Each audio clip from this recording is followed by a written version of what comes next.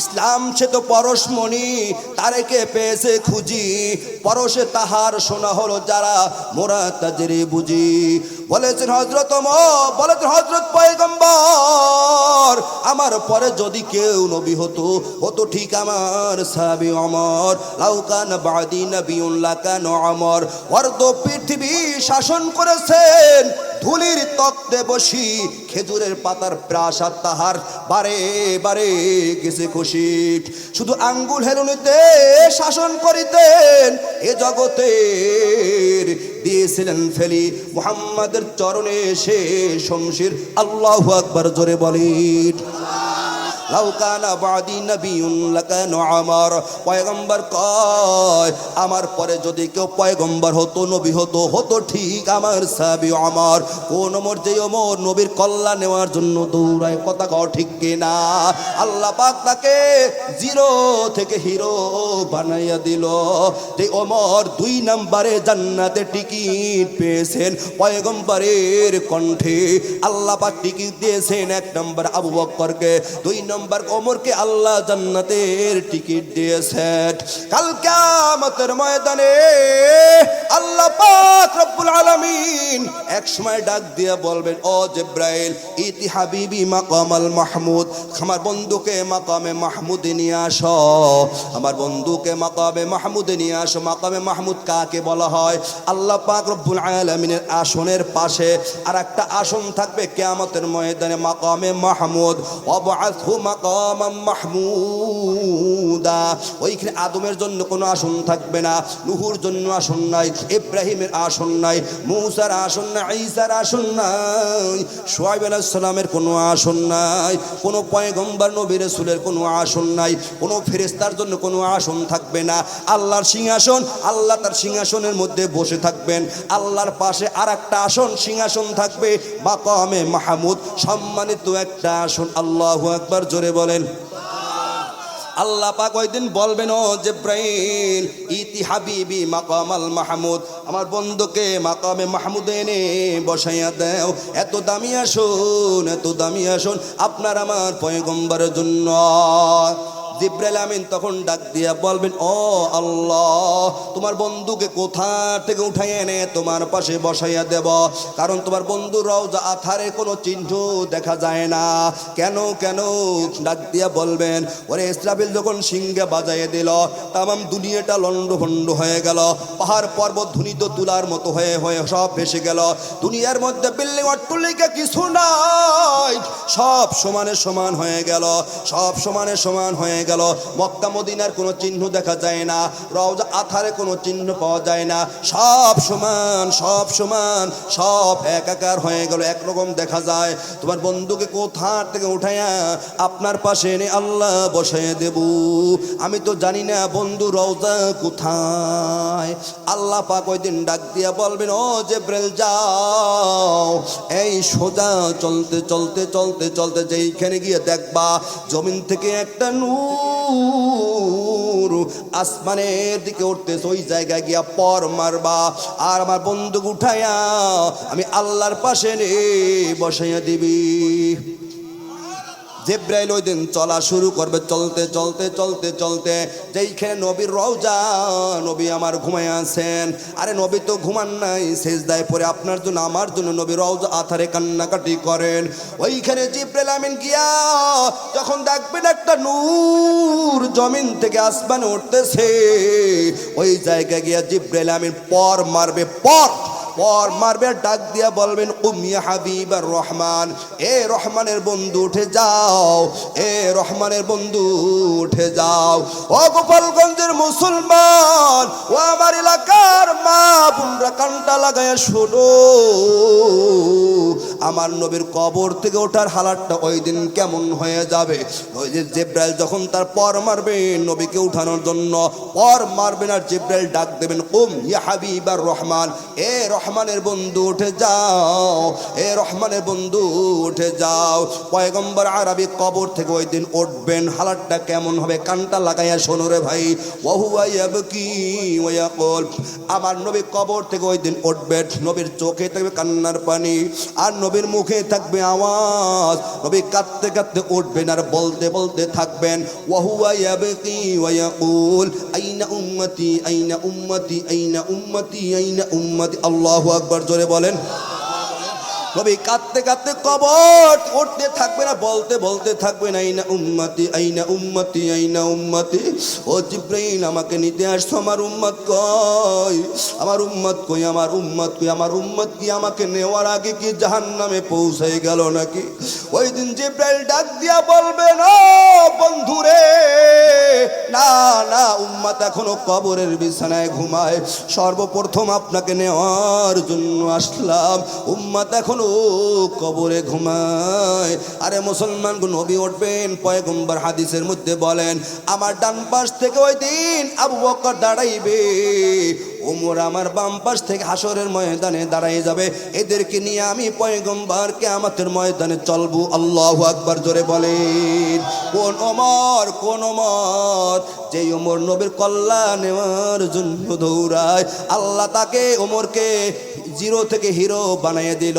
কালেমা পড়ার কারণে, আল্লাহকে মহব্বত করার কারণে, পয়গম্বরকে মহব্বত করার কারণে। কথা কও ঠিক কিনা? ওরে মুসলমান গো, ওই দিন নবী আমার তার মায়ের জন্য কাঁদবে না, তার বাবার জন্য কাঁদবে না। নবী তার আব্বা জীবনে দেখে নেই, আব্বা বলে নবী কোনোদিন ডাক দিতে পারেন নাই। আজকে আপনার আমার আব্বাকে আব্বা বলে ডাক দিই, আব্বার কাছে আমরা আবেদন করতে পারি, আব্বা মনে খাইতে মনে চায়, আব্বা আমাকে আমার অমুক জিনিসটা খাইবার মনে চায়, অমুক পোশাকটা আমার পরিধান করতে মনে চায়, ওই পোশাকটা আমাকে কিনিয়ে দাও, কিনিয়ে দাও।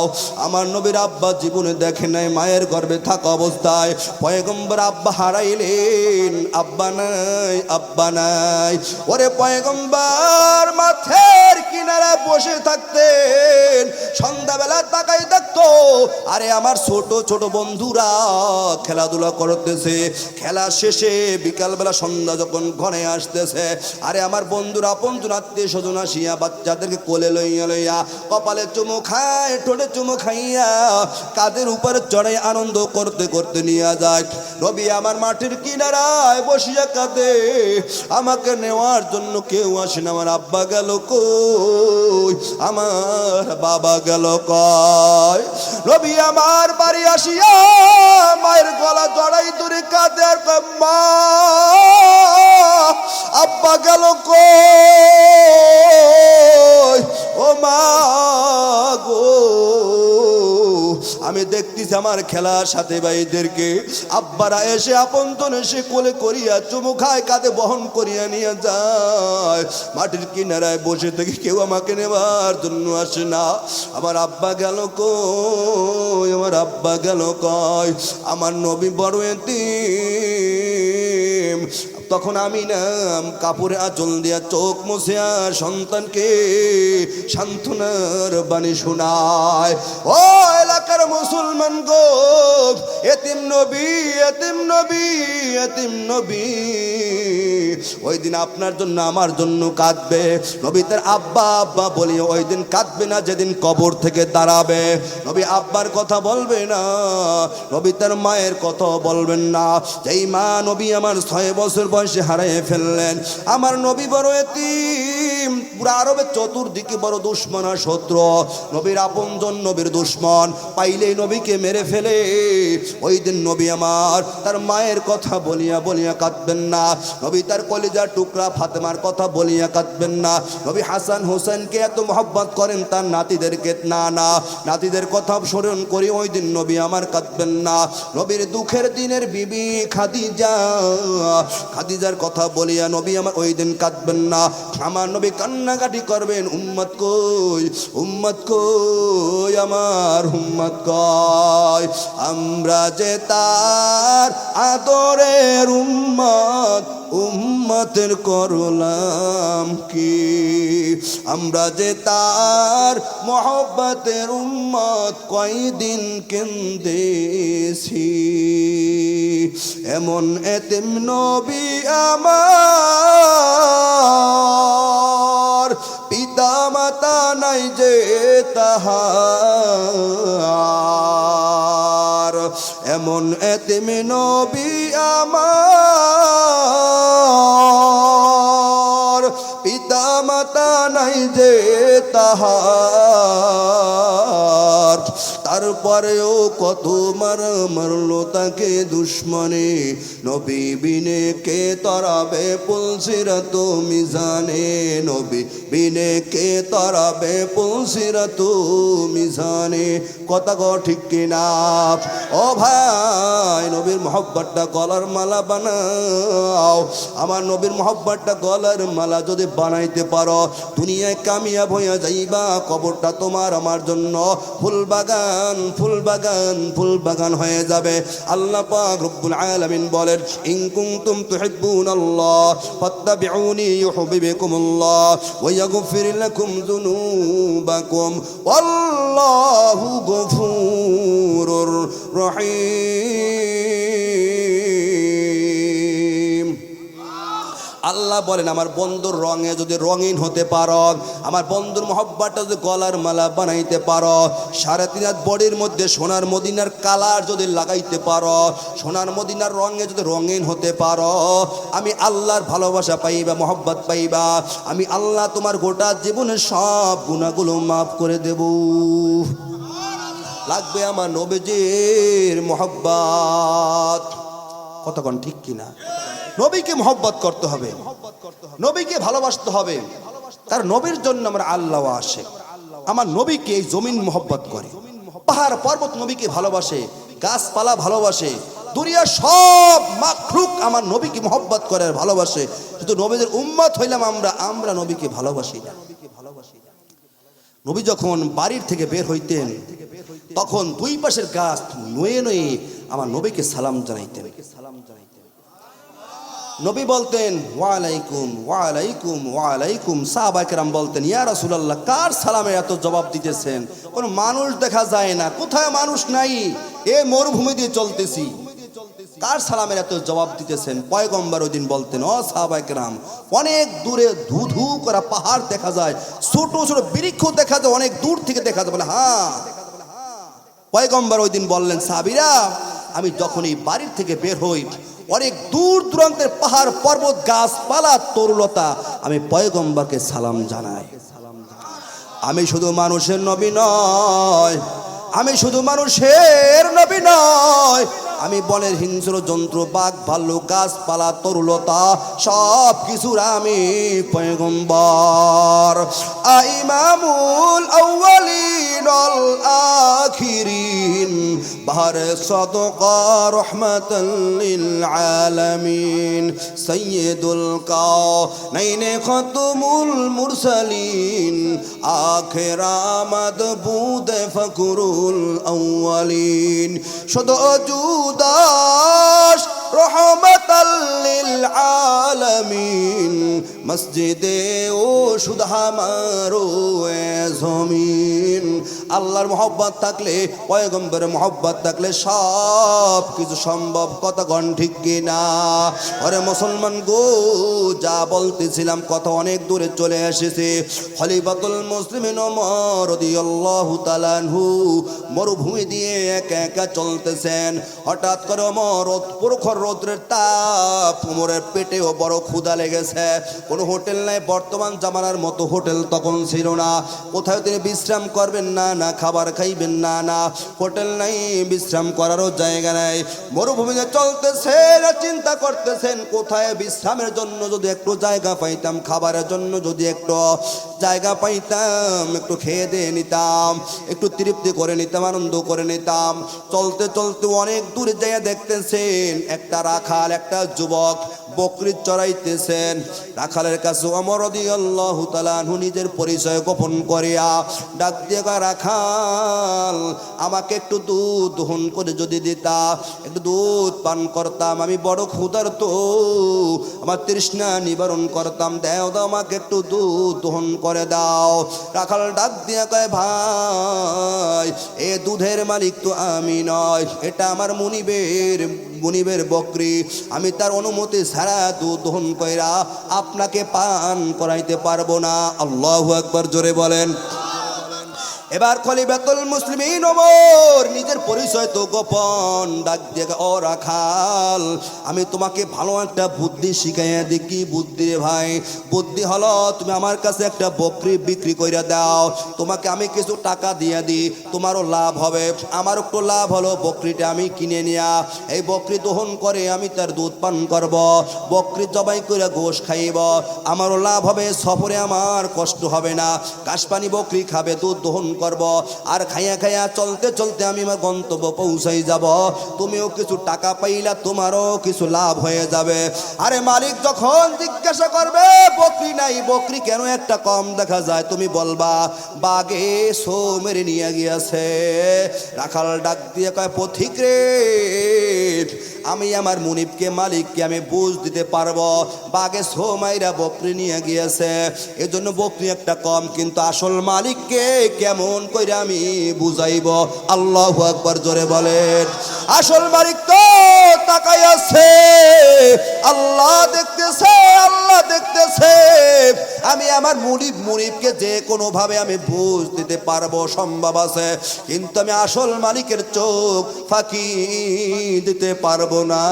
না পথিক, না না না, জাহান্নামের আগুন বড় কঠিন, অন্ধকার কবর বড় কঠিন, দুনিয়া থেকে জাহান্নামের লাকড়ি হইয়া যাইবার চাই না, অন্ধকার কবরে জাহান্নামের আগুনে জ্বলতে পারবো না, আমি আমার মালিকের চোখ ফাঁকে দিয়া কোনো কাজ করবার পারবো না। যাও যাও যাও, 2 নম্বরে কথা ছেড়ে দাও, তোমার কাছে আমি বকরি বিক্রি করতে পারবো না। ওমর রাদিয়াল্লাহু তাআলা আনহু মাঝে মাঝে মানুষকে পরীক্ষা করতেন, কার কলিজার মধ্যে আল্লাহর ভয় আছে, কার কলিজার মধ্যে আখিরাতের ভয় আছে, কার কলিজার মধ্যে পরপারের ভয় আছে। ওমর মাঝে মাঝে পরীক্ষা করতেন, পথে পথে মানুষদের পরীক্ষা করতেন, এই গোলামকেও পরীক্ষা করতেছেন। এরপরে ওমর রাদিয়াল্লাহু তাআলা আনহু যখন দেখতেছেন গোলামের কলিজার মধ্যে আখিরাতটা ভরপুর, আখিরাতের ভয় আছে, তারপর ওমর রাদিয়াল্লাহু তাআলা আনহু নিজের পরিচয় দিয়ে ডাক দিয়ে কয়, এরে গোলাম আমি হইলাম খলিফাতুল মুসলিমিন ওমর রাদিয়াল্লাহু তাআলা আনহু। বলার সঙ্গে সঙ্গে রাখাল বালক থর থর থর থর করে কাঁপতেছে, কারণ যে ওমর ইবলিস শয়তান পর্যন্ত ভয় পায়, আমার কাছে একটু দুধ চাইলো পান করার জন্য, তা আমি দিলাম না, কেনবার চাই বকরি তাও দিলাম না, ভয়তে কম্পন সৃষ্টি হয়ে গেল, আমার কল্লা মনে হয় ওমর এখনই ফেলাইয়া দেবে, কারণ ওমরের কথার আগে ওমরের তরবারি চলি, ওমরের কথার আগে ওমরের তরবারি, ওমরের বিচার এমনই একটা বিচার, ওমরের কথার আগে তরবারি চলে, মানে ইহুদি আর একজন মুনাফিক, মুসলমান মুনাফিক নবীজির কাছে একটা মামলা নিয়ে গিয়েছেন, আল্লাহ রাসূল ইহুদির পক্ষে রায় দিয়ে দিয়েছেন। মুসলমান মুনাফিক কষ্ট পেয়ে গেছে, আমি মুসলমান, জিহাদের ময়দানে যাই, টাকা পয়সা দান করি যুদ্ধের ময়দানে, আমার পক্ষে মুহাম্মদ রায় দেন, রায় দেয় ইহুদির পক্ষে, বিচার মন মতো হয় নাই। ইহুদির বলতেছে যাবো ওমরের দরবারে, সানি করাবো, ইহুদি যাবে না, না বিশ্বনবী যেখানে ফয়সালা করছে মামলার, আবার ওমরের কাছে যাবো কেন? কয় না তোর যাইতে হবে। ইহুদি ধৈর্য জোর কইরা মুনাফিক ওমরের দরবারে নিয়ে গেছে, যাইতে চায় না ইহুদি, কারণ সে তো রাসূল রায় দিয়ে দিয়েছে ইহুদির পক্ষে। ওমরের কাছে যাবার পরে ইহুদি বইলা ফেলাইছে, খলিফাতুল মুসলিমিন ওমরকে ডাক দিয়ে, ওমর নবীজি কিন্তু আমাদের মামলার ফয়সালা দিয়েছেন, আমার পক্ষে রায় দিয়েছেন, ও জোর কইরা আমাকে আপনার কাছে নিয়ে আসছেন, তাই নাকি? বলে হ্যাঁ, অপেক্ষা করেন, আমি আপনাদের সুন্দর ফয়সালা করে দেবো। ওমর ঘরের ভিতরে দৌড়ায়, তরবারিটা আইনা ডাক দিয়া কয়, যে নবীজির ফয়সালা মানে না, সানি করবার চায়, মানে দ্বিতীয়বার বিচারের ফয়সালা করতে চায়, তার বিচার হলো এই, বইলাই এক কপে মাথাটা ধর থেকে ছিটকে পড়ে গেল। আল্লাহু আকবার, জোরে বলেন। এটা হলো ওমরের ফয়সালা, এটা হলো ওমরের বিচার। আল্লাহু আকবার, জোরে বলেন। এই ওমর রাদিয়াল্লাহু তাআলা আনহু যখন বললেন, আরে রাখাল আমি হইলাম ওমর, থরথর করে রাখাল বালকটা কাঁপতেছে, কারণ আমার কাছে একটু দুধ চেয়েছে পিপাসা নিবারণ করার জন্য। আমি সামান্য দুধ দিলাম না, বকরি কিনবার চাই, আমি বকরিও দিলাম না। আজকে ওমর আমার কল্লাটা মনে হয় ফেলাই দেবে। ওমর ডাক দিয়ে কয়, রাখাল বালক, আল্লাহর গোলাম, ভয় পেও না রে বাবা, ভয় পাস না, ভয় পাস না। তোর মতো মানুষ যতদিন দুনিয়া থাকবে, তোমার মতো সৎ চরিত্রের মানুষ যতদিন দুনিয়া থাকবে, এই দুনিয়া ধ্বংস হবে না, দুনিয়া ধ্বংস হবে না। তুমি ভয় পেও না, ভয় পেও না। ওরে মুসলমান গো, আল্লাহর ভয় কলিজার মধ্যে যদি থাকে রে ভাই, ওমর রাদিয়াল্লাহু তাআলা আনহু রাতের গভীরে এক এক ওমর ঘরের দরজা খুলিয়া বের হয়েছে। দেখি না পরজরা কোথায়, কে অবস্থায়, কোন অবস্থায় পরজরা রাত্র কাটাইতেছে। এক এক ওমর, বডিগার্ড নাই, সঙ্গে পুলিশ নাই, র‍্যাব নাই, একটা চৌকিদার পর্যন্ত ওমরের কাছে নাই। অর্ধ পৃথিবীর শাসন করে ওমর। ও গোপালগঞ্জের মাতুব্বরের দল, ও গোপালগঞ্জের মেম্বার চেয়ারম্যান, তোমরা যদি থাকো কানটা লাগাইয়া শোনো, তোমার আমার উত্তরসূরি ওমর কেমন মানুষ ছিলেন, সিংহ পুরুষ ওমর কেমন মানুষ ছিলেন। অর্ধ পৃথিবী, বাংলাদেশ নয়, বাংলাদেশ তো একটা কলমও পড়ে না, কলমের ফোঁটাও পড়ে না, মানচিত্রে দেখা যায়, কিন্তু এত বড় পৃথিবীর অর্ধ পৃথিবী ওমর শাসন করে। বডিগার্ড ছাড়া, র‍্যাব ছাড়া, পুলিশ ছাড়া, একজন চৌকিদার ছাড়া একা একা ওমর মরুভূমি দিয়ে চলতেছে। গভীর অন্ধকার, গভীর অন্ধকার। অনেক দূরে দেখা যায় ঝোপড়ির মধ্যে টিপ টিপ করে বাতি জ্বলতেছে, বেড়া ভাঙ্গা বেড়ার ছিদ্র দিয়া বাতির আলো দেখা যায়। অনেক সময় এরকম হয় না, অনেক সময় আপনি বিলের সাইডে যাবেন, অনেক দূরের বাতি মিট মিট মিট মিট করে বাতি জ্বলতেছে। ওমর যখন দেখতেছেন রাতের গভীরে বাতি জ্বলতেছে কেন, ওমর টেনশনে পড়ে গেলেন, এত রাত্রে কেন বাতি জ্বলতেছে? এখন তো মানুষগুলো থাকবে আরামের বিছানায় ঘুমানো, তারপরে কেন আবার বাতি জ্বলতেছে? ওমর সোজা দৌড়ায়, দৌড়ে দৌড়ে কাছে যাইতেছে, শুনতেছে ঘরের মধ্যে আওয়াজ শোনা যায়, আওয়াজ শোনা যায়। ওমর আরো চমকায় গেলেন, কারণ কি রে ভাই, এখন তো মানুষগুলো আরামের বিছানায় থাকবে, আওয়াজ কেন, কথা কিসের আবার? ওমর আস্তে আস্তে গিয়া বেড়ার সঙ্গে কানটা লাগায় শুনতেছে।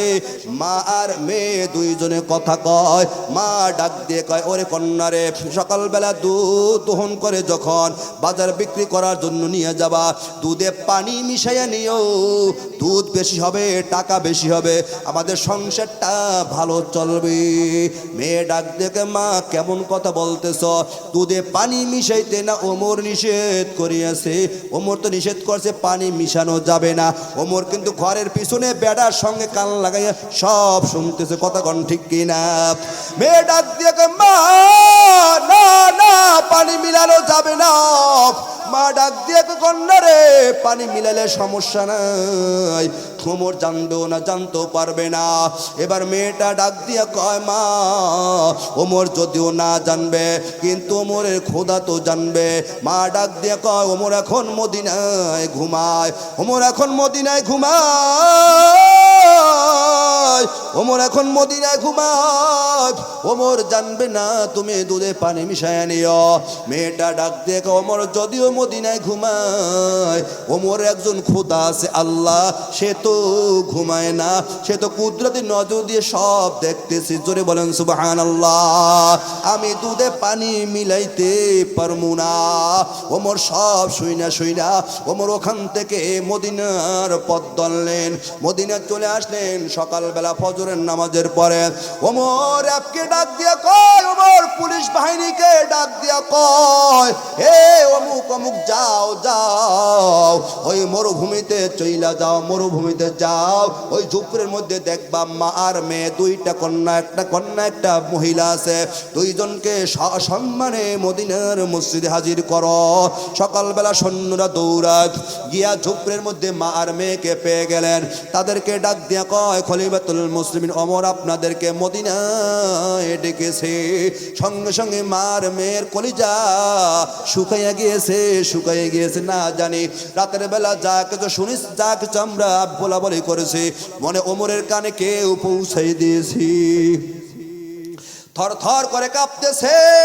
মা ডাক দিয়া কয়, রে কন্যা, আজ বুঝি কল্লাটা ফেলাই দেবে ওমর রে।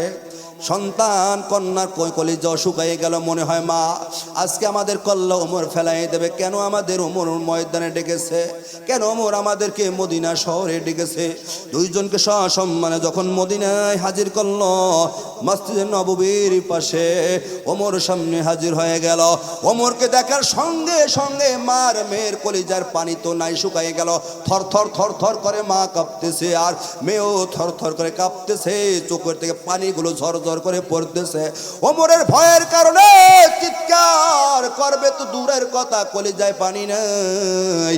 ওমর যখন দেখলেন মার মেয়ে কান্নাকাটি করে আর থর থর করে কাঁপতেছে, ওমর ডাক দিয়ে কয়, মা আপনি কাঁদবেন না, আপনার ভয় পেন না।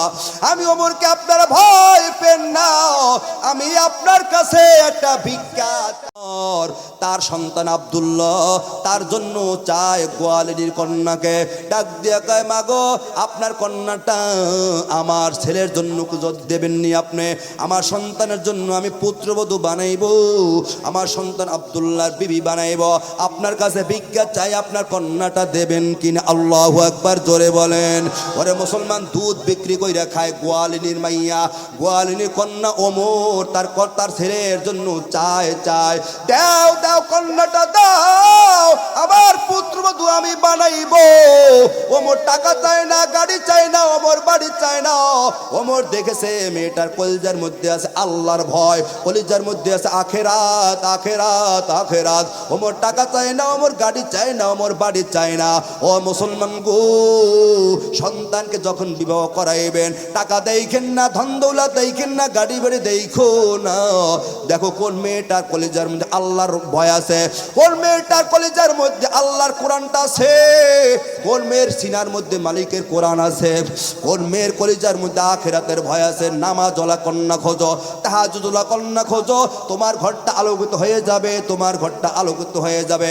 আপনার সন্তানের ছেলে সন্তান নাতি পুতা যারা দুনিয়ার মধ্যে আসবে উজ্জ্বল নক্ষত্রর মতো চমকাবে চমকাবে চমকাবে। খলিফাতুল মুসলিমিন ওমর ডাক দিয়া কয়, মাগো কন্যাটা দাও, আমি আমার পুত্রবধূ বানাইব শেষ পর্যন্ত। ওমর রাদিয়াল্লাহু তাআলা আনহুর সন্তান আব্দুল্লাহর সঙ্গে মেয়েটার সঙ্গে বিবাহ হয়ে গেল। একটু কানটা লাগাই শোনো, এই মেয়ের পেটের ভিতর থেকে আল্লাহ পাক রব্বুল আলামিন এমন সন্তান দুনিয়া জন্ম দিয়েছেন। পঞ্চম খলিফা যাকে বলা হয় ওমর ইবনে আব্দুল আজিজ রাহমাতুল্লাহি আলাইহি, এই মেয়েটার গোয়ালিনীর মেয়ে বিবাহ করলো ওমরের সন্তান। এই মেয়েটার পেটে এমন সন্তান আল্লাহ দান করলেন। পঞ্চম খলিফা যাকে বলা হয় ওমর ইবনে আব্দুল আজিজ রাহমাতুল্লাহি আলাইহি, তার শাসন আমলে বাঘ আর হরিণ এক ঘাটে পানি পান করে। বাঘে হরিণের দিকে বাঁকা নজরে তাকায় না। আল্লাহু আকবার চিৎকার করে বলো। এই মেয়েটার গর্ভে সন্তানকে ওমর ইবনে আব্দুল আজিজ হয়েছে। তিনি যখন দেশ শাসন করেছেন তখন বাঘ আর হরিণ, ও ভাই একটু কানটা লাগায় শোনেন, বাঘ আর হরিণের গোশ বাঘে পাইলে কি যে মজা মজা কইরা খায়। এক ঘাটে পানি পান করে, গার সাথে ঘিসা, কিন্তু বাঘে একটু বাঁকা নজরে হরিণের দিকে তাকায় না। কারণ বাচ্চা ভালো, বাচ্চার প্রভাব পড়েছে হিংস্র জন্তু বাঘ ভাল্লুকের উপরে, যার কারণে বাঘে হরিণের দিকে বাঁকা নজরে তাকায় না। জোরে বলেন সুবহানাল্লাহ। ওরে মুসলমান গো, একজন রাখাল মাঠের ভিতরে বকরি চড়াইতেছে, হঠাৎ করে দেখতেছে একটা বাঘ জঙ্গল থেকে এসে ছো মেরে একটা বাচ্চা, ছো মেরে একটা বকরি বাঘে নিয়ে যাইতেছে। গেছে। রাখাল অবাক হয়ে গেল, হায় রে বাঘে কেন সো মাইরা আমার বকরি নিয়ে গেল পাল থেকে। আমাদের খলিফাতুল মুসলিমিন ওমর ইবনে আব্দুল আজিজ কি দুনিয়ায় নাই? তিনি কি দুনিয়া থেকে বিদায় হয়ে গেল নাকি? বাঘে কেন সো মারল? খোঁজ খবর নিয়ে দেখা গেল নাই নাই নাই, খলিফাতুল মুসলিমিন ওমর ইবনে আব্দুল আজিজ দুনিয়ায় নাই, তিনিও নাই, বাঘেরও সবল মারা শুরু হয়ে গেল। এজন্য শাসক যদি ভালো হয় জনগণ ভালো হয়, মা যদি ভালো হয় সন্তান ভালো হয়, গাছ ভালো হইলে ফল ভালো হয়, ওস্তাদ ভালো হইলে ছাত্র ভালো হয়, পীর ভালো হইলে মুরিদও ভালো হয়। কথা কও ঠিক কিনা? গাছ ভালো না খারাপ ফলের দ্বারা পরিচয় হয়, ওস্তাদ ভালো না খারাপ ছাত্র দ্বারা পরিচয় হয়, পিতা মাতা ভালো না খারাপ সন্তানের দ্বারা পরিচয় হয়, পীর ভালো না খারাপ মুরিদের দ্বারা পরিচয় হয়। কথা কও ঠিক কিনা? এজন্য আপনাদেরকে বলিয়া যায়, ও এলাকার মুসলমান গো, আমার বয়ানের মূল কথা হলো কার ভয়? আল্লাহর ভয় কলিজার মধ্যে ঢুকাও। আল্লাহর ভয়ে ছাড়া শান্তি পাবা না। আল্লাহকে মহব্বত করো, পয়গম্বরকে মহব্বত করো, আল্লাহর ভয় কলিজার মধ্যে ঢুকাও। দুনিয়ায় তুমি থাকতে পারবা না, আমিও দুনিয়ায় থাকতে পারবো না। বাবা চলে গেল, দাদা চলে গেল, নানা চলে গেল, নানি চলে গেল। আদম আলাইহিস সালামকে আল্লাহ পাক রব্বুল আলামিন নিজ কুদরতি হাত দিয়ে বানাইলেন। আদম আলাইহিস সালাম দুনিয়া থাকতে পারেন নাই। আমার নবীকে আল্লাহ এত মহব্বত করেন আর ভালোবাসেন, নবী পর্যন্ত দুনিয়া থাকতে পারেন নাই। কোন ধান্দায় পড়ে আসো, কোন ধান্দার মধ্যে আসো? তুমি দুনিয়ায় বাইসে থাকবা না, না তুমি থাকতে পারবা না। কখন না জানি বিদায়ের ঘন্টাটা বেজে যায়, গোলাপ ফুলের গাছ থেকে কখন না জানি গোলাপ ফুলটা কোন সময় যেন ঝরে ঝরে পড়ে যায়। সোনে হাফেজ বাতু বুয়াম কে গোলতা জানো মিমানাত, আগার মানাত সবে মানাত, সবে দিগার নমি মানাত। দীপ্ত কণ্ঠে আজম কহে ফুলতা যা কি রয় কখনো, এক রাত কি দুরাত রহে, ভুল বুঝিস না তোর জীবন। ঠিক এমনি করে সাঙ্গ হবে ভবের খেলা পড়ে রবে, কোথায় ভাই যে যাবি চলে, খোঁজ খবর কি থাকবে ভবে, কোথায় ভাই যে যাবি চলে, খোঁজ খবর কি থাকবে ভাবে। নদীর কুল ভাঙ্গে ও কুল করে, এই তো নদীর খেলা। সকাল বেলার ধনী রে তুই ফকির সন্ধ্যা বেলা, সকাল বেলার ধনী রে তুই ফকির সন্ধ্যা বেলা।